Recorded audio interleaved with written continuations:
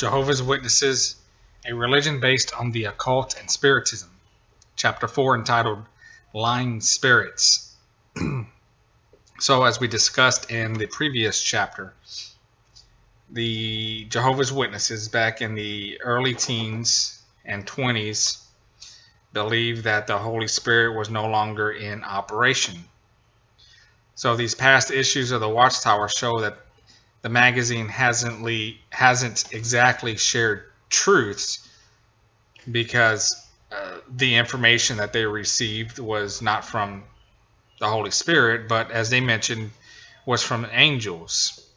So if these angels weren't actually sharing truths, they were actually passing falsehoods, and so these so-called angels would be indeed lying spirits. So let's take a look at a few of these instances.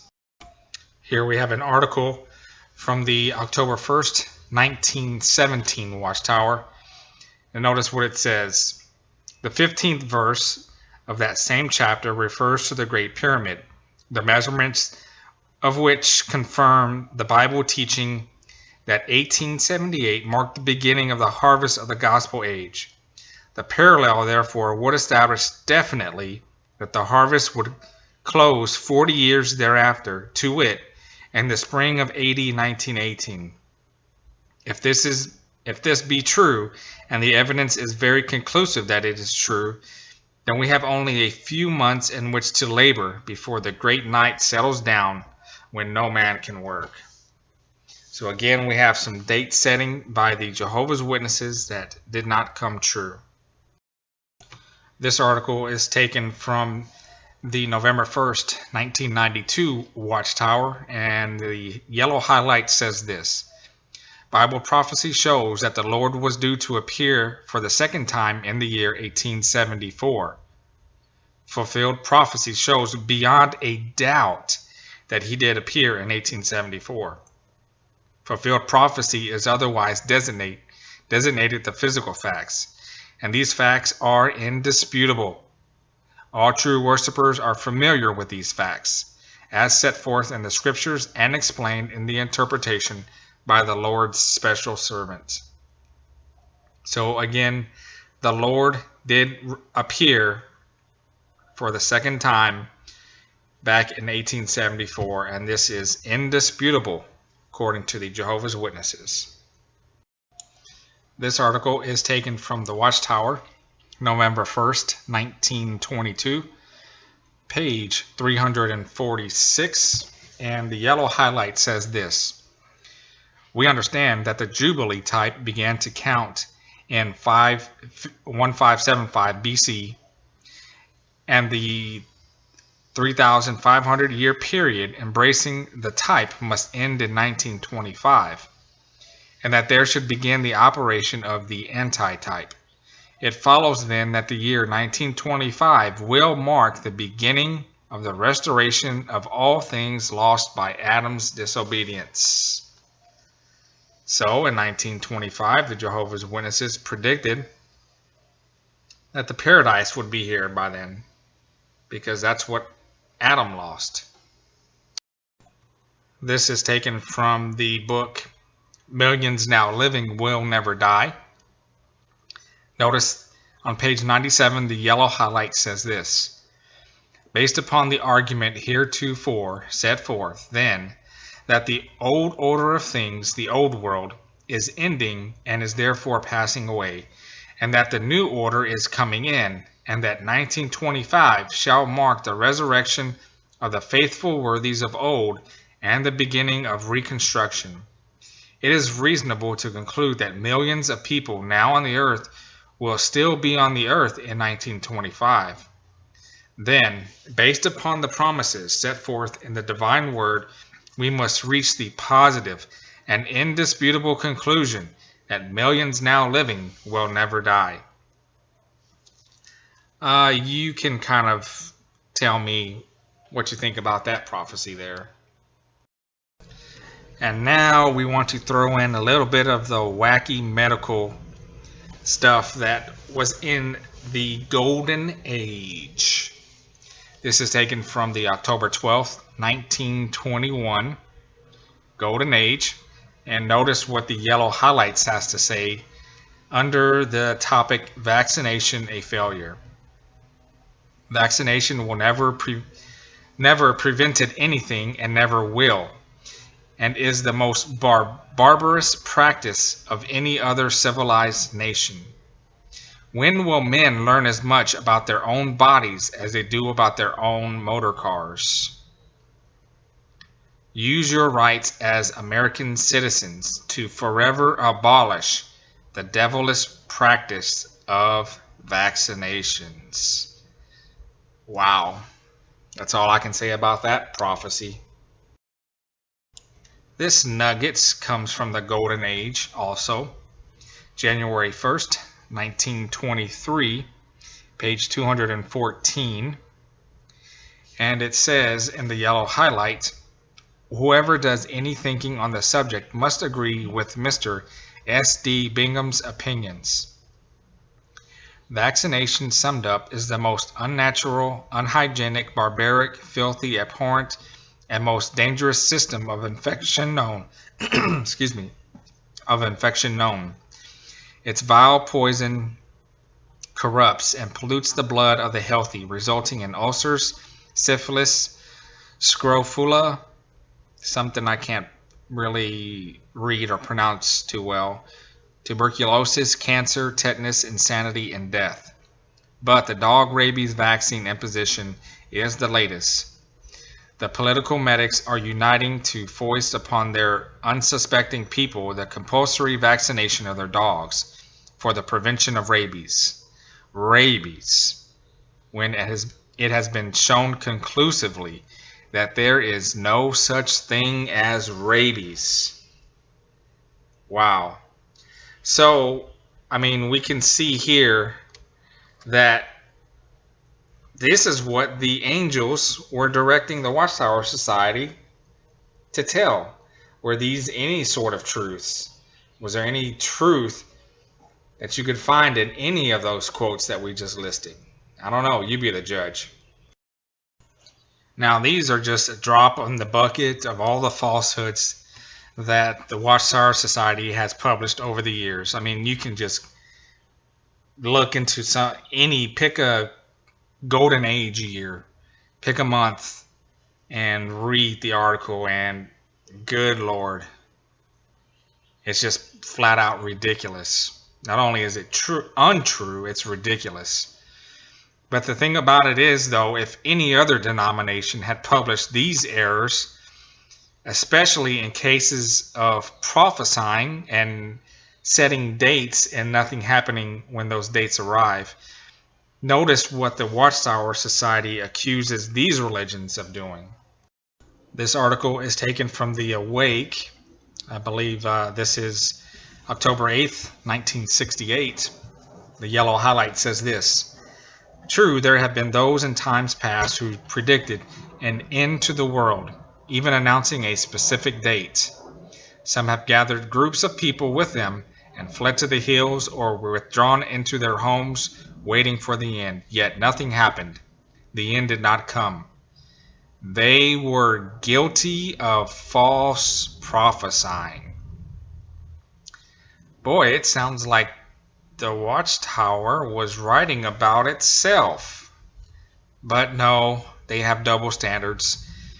When another group does the same things that the Watchtower did for 1914 and 1925, I'm sure there's plenty of other dates in between where they move things back and nothing happened. Well, these groups are definitely false prophets. Now let's just switch things up here for a minute, and we're going to show a few scriptures from the Jehovah's Witnesses Bible, the New World Translation, the Silver Sword, or as I like to call it, the Silver Shank. These scriptures are about the truth, what kind of God the Jehovah's Witnesses worship, and how they should worship him, and how he feels about untruth. So take a look.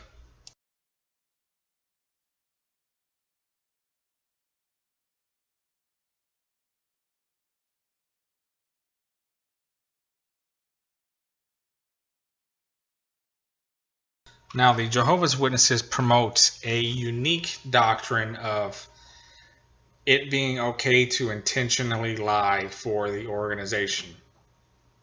And we'll get into that here in a minute. But I want you to notice this Watchtower article. It's from the August 15th, 2001. And it's talking about the account of Abraham and how he intentionally lied to others. So notice it says in this black highlight, Abram spoke to his wife about using a ploy they had earlier agreed upon, namely, to say that she was his sister. Note that although he had patriarchal authority, he did not abuse his position, but elicited her cooperation and support. In this, Abram set a fine example for husbands to exercise loving headship, and Sarai for demonstrating her subjection, an example for wives today. Sarai could say that she was Abram's sister because she really was his half-sister. Furthermore, she was not under obligation to divulge information to people who were not entitled to it. Faithful servants of God in modern times heed the Bible's command to be honest. They would never, for instance, lie under oath in a court of law. Now, let's just stop right here. They would never, for instance, lie under oath in a court of law. Didn't we see that in the Australian Royal Commission with top-notch elders and overseers as well as a member of the governing body? We sure did. Back to the article. When the physical or spiritual lives of their brothers are at stake, such as times of persecution or civil distress, however, they heed Jesus' counsel to be cautious as serpents and yet innocent as doves. See the Watchtower, November 1st, 1996, page 18, paragraph 19. How did Sarai respond to Abram's request? The Apostle Peter describes women like her as hoping in God. Sarai could therefore appreciate the spiritual issues involved. Besides, she loved and respected her husband. Sarah thus chose to subject herself to her husband and conceal her marriage status. Of course, doing so exposed her to risks. As soon as Abram entered Egypt, the Egyptians got to see the woman, as she was very beautiful, and the princes of Pharaoh got to see her, and they began praising her to Pharaoh, so that the woman was taken to the house of Pharaoh. Now, here are two instances in the Bible of Abram doing the same thing. One in Genesis 12 and here in Genesis 20. You can stop and read for yourself. Here we have an article of the Watchtower explaining their unique and odd doctrine of intentionally lying and when it can be used. And they used to call it theocratic war strategy. I don't necessarily know of any updates or changes to this, so as far as I'm concerned in the Jehovah's Witness world, this is still the term that's used, theocratic war strategy. So go ahead and read this on your own. It's a little bit lengthy. It's from the Watchtower of May 1st, 1957, entitled Use Theocratic War Strategy. Now the next 6 slides come from a Watchtower of February 1st, 1956, entitled Cautious as Serpents Among Wolves. Please read this article if you have time. I'm going to go ahead and let you pause it and to be able to read it. It's quite lengthy. It's something like 25 paragraphs. And can you imagine having a Watchtower study with 50 paragraphs? Oh, good Lord. I wouldn't make it, but that's the way they used to roll back then. So pause and take a look and see how the Watchtower kind of substantiates their view on this odd theocratic war strategy.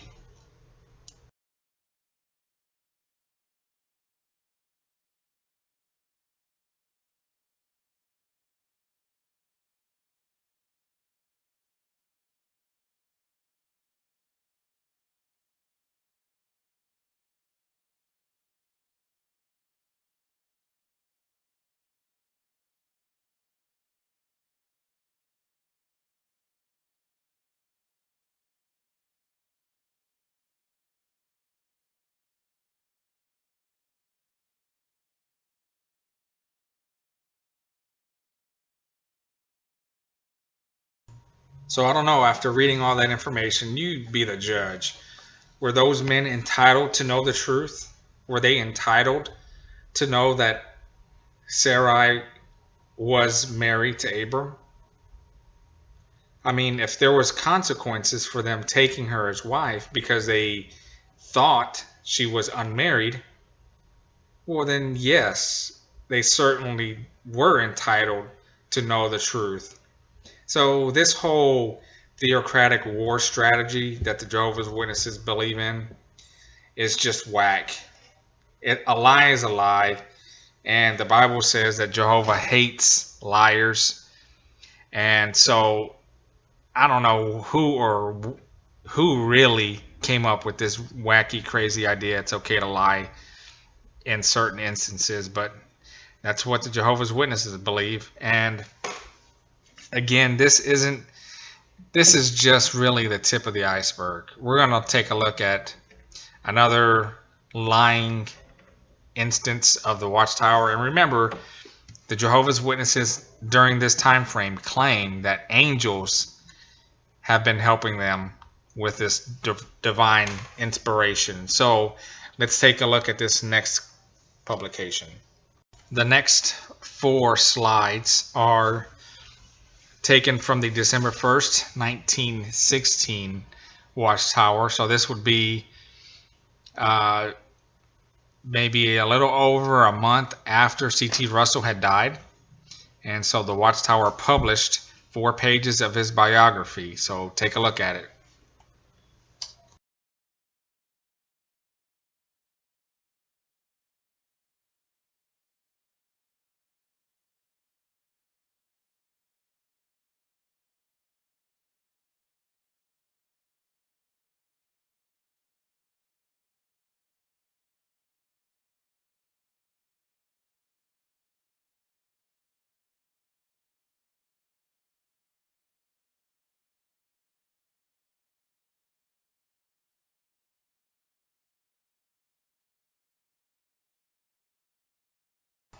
Okay, so fast forward 40 so years or so after this bibliography was published, and noticed what this article from I believe this book is called The Divine Plan of the Ages, page 63, and notice what the yellow highlight says.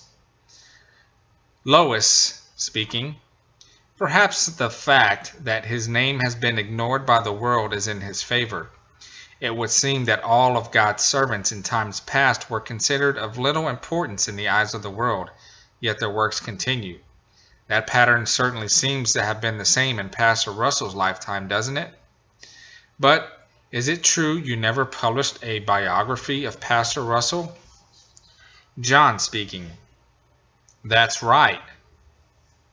Some have stumbled over that point, and these qualities that he possessed and that were so admired by many in the organization at that time were to provide a real test that caused them to fail in their endurance and seek an occasion against Russell's successor as president of the Watchtower Society, J.F. Rutherford, and against the society itself.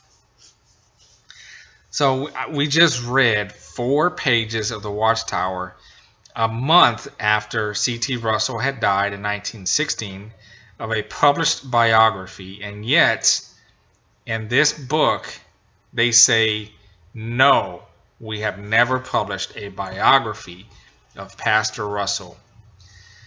Again, we have another example of the lying spirits that's going on in the Jehovah's Witness organization.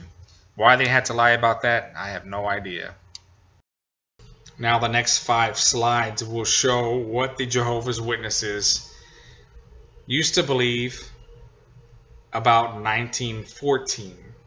Now this is the perspective looking back, and please pause for these articles, that way you can read the highlights there. But we'll see the Jehovah's Witnesses paint a picture that in decades in advance of 1914, the Bible students at that time were proclaiming that 1914 was going to be the time when God's rulership was established on the earth and that Jesus Christ was ruling as king.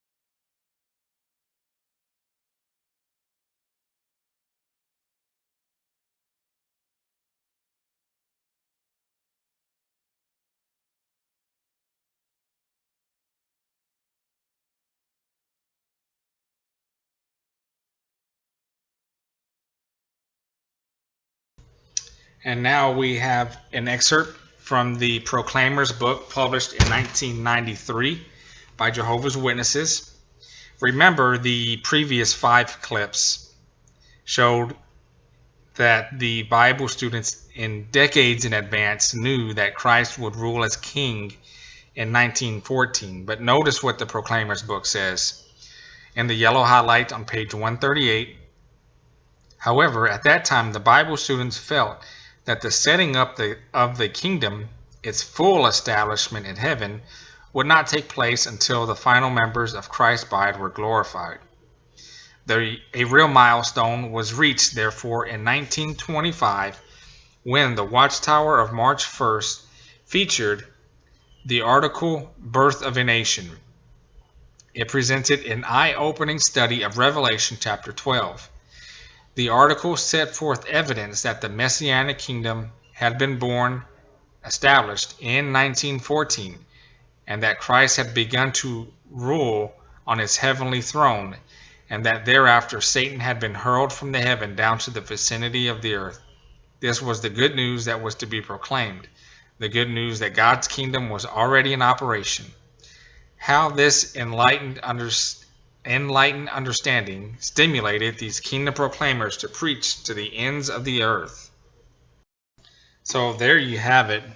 In some articles, they say it was decades in advance that they knew about 1914 and that Jesus Christ had begun ruling in heaven as the Messianic King. But then in this 1993 Proclaimer's book, they admit that it wasn't until 1925 that they really knew about this. Yet, this fact runs way over the radar for Jehovah's Witnesses. They don't even know about this change or this flip-flop or what we call a lie. Just for added insurance, there's going to be 2 more articles that confirm this lie, that it wasn't until 1925 that they knew or discerned that Jesus Christ was ruling in heaven in 1914. This article is taken from the Watchtower, February 1st, 1984, page 21, and the black highlight says, thus in 1925, the quote-unquote slave class, by means of the Watchtower, helped its readers to appreciate that God's kingdom had been in operation in the heavens since 1914, and that in reality there are just 2 organizations, Jehovah's and Satan's. So, first and foremost, you have quote-unquote slave class, which there was not a slave class at that time. They believed it was C.T. Russell, and then there was no slave class for a time, and then J.F. Rutherford felt that. So there was no slave class. And then again, they say that it was in 1925 that they learned of Jesus' rulership in heaven. This article is taken from the July 15th, 1951 Watchtower, page 432, and the black highlight says, furthermore, in 1925, For the first time, it was seen and understood that the kingdom was actually born in 1914, that it was a fact. No longer was it a matter of proclaiming the time had come for the kingdom, that the day was here for Satan's world to end, but the kingdom had come and was ruling from heaven, and already a war in heaven had already been fought. The Watchtower for March 1st, 1925 published this information. Now, of course, this just doesn't end here. I wish it did, but it doesn't. The Watchtower continues to lie and lie and lie to outsiders and even their own. The book goes on to talk about how they lied about the United Nations and their affiliation from 1991 to 2001. And the author wrote a pretty damn good book about that. If you're unfamiliar with it, please look up Tammy Dickerson's book entitled Jehovah's Witnesses, How the Watchtower Society Fooled Millions. And I've already reviewed that book as well, so I'm going to go ahead and link my book review on that and provide a link to buy that book as well, and to buy this one. This one's also a great book. The author goes on to talk about how they lied about Mexico and Malawi, and how in the African country of Malawi, they were required to remain politically neutral in everything, which included buying a political card, which would have eventually ended up basically paying taxes, is what it would have amounted to, because there was no other political party. And so what they would have been doing was just paying taxes to this political party and not worshiping them and getting involved in politics. But in the meanwhile, in Mexico, Mexican Jehovah's Witnesses, males, were encouraged to bribe the cartilla for a certificate, or bribe the military for a cartilla, which is a little certificate saying that you fulfilled your military service. So on one continent, Jehovah's Witnesses are enduring beatings, mob attacks, rapes, and murders, while being no part of this world. On another continent, Jehovah's Witnesses are lying and bribing their way out of military service. So that just kind of seems very hypocritical, and I can't even begin to describe what I feel about that, how they would let Africans die, and yet another race, which so happened to be Mexicans, it'd be okay to lie and bribe people rather than face the consequences. And I believe there's other things as well that was involved with that nation in Mexico. I won't get into that here, but the author goes on to talk about the Jehovah's Witnesses and their problems with pedophilia, and how they lie to governments and they lie to their own members. We remember Stephen Letts going on one of the JW broadcast episodes and saying that it's a apostate lie that they are permissive toward pedophiles, and that if anyone takes actions to protect their children, it's Jehovah's Witnesses. Yet we have an unknown and amount of cases that are bringing up the problems that Jehovah's Witnesses have with pedophilia, specifically in the Australian Royal Commission, and how in about 50 years' time they did not report 1,006 offenders. I'm not talking about 1,006 cases, 1,006 offenders. Who knows how many cases each offender had? I would be safe to say that it's okay to assume that there was at least 2 cases per each offender, if not more. Some may have more, some may have less, but either way, that's just I can't even wrap my head about that. And how the Jehovah's Witnesses blindly would point the finger at the Catholics for their problems with pedophilia and trying to cover it up, when they have no clue and no idea that they themselves are doing the same thing.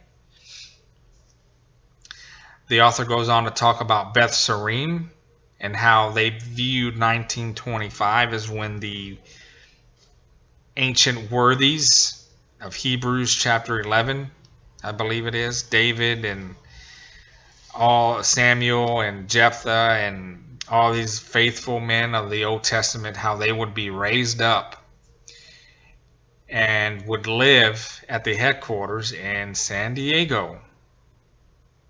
That didn't happen. So what ended up happening was Rutherford lived the rest of his life there in a mansion with 2 Cadillacs, 2 chauffeurs, landscape gardens, high-end furnishings. There's plenty of pictures in the San Diego newspapers in that time. So another prophecy of Jehovah's Witnesses lying to people. And then she talks about the agreement with Nazi Germany and how the Jehovah's Witnesses in Germany unanimously adopted a declaration of facts by the Watchtower Society, and how this basically sided with the German government's negative views with the Watchtowers. Years later, they come back and say that because the declaration was watered down, people denied adopting the declaration of facts. And then years later, the Watchtower reverses itself and says that despite hostile atmosphere, more than 7,000 courageously attended this convention and adopted this resolution entitled Declaration of Facts. So here's the thing. Watchtower says that the 7,000 who attended the convention were courageous, and I guess you could say put their lives on the line. But the ban in Germany by Hitler had not begun until shortly after the convention had started. So let me ask you this, if you're listening. Do you think 7,000 people would have showed up had the ban taken place before the start of the convention as opposed to after it started? I think that makes a big difference, in my opinion. So anyways, because the Watchtower Society strictly trains Jehovah's Witnesses to immediately reject any negative information on them, and because the Watchtower Society doesn't exactly publish their mistakes, most of the worldwide membership is kept in the dark regarding these things that we have just discussed.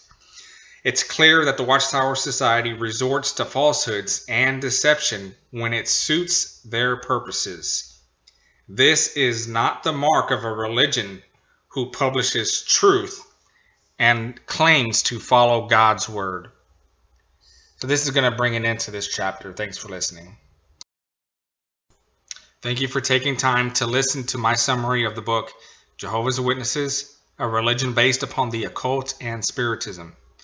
Post your comments, like and share this video, subscribe to my channel, and stay tuned for Chapter 5.